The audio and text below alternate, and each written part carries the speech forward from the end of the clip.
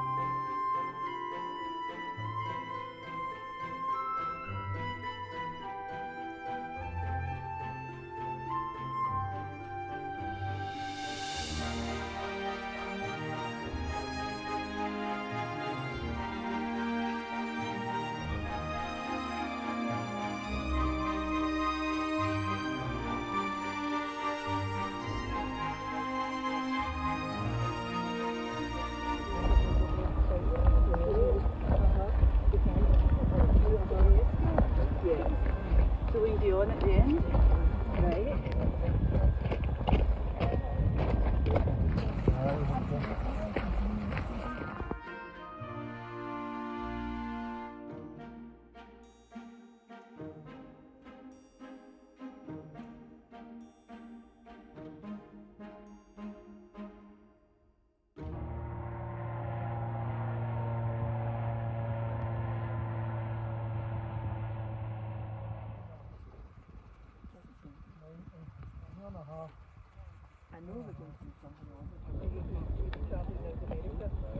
Well, that was a great day out.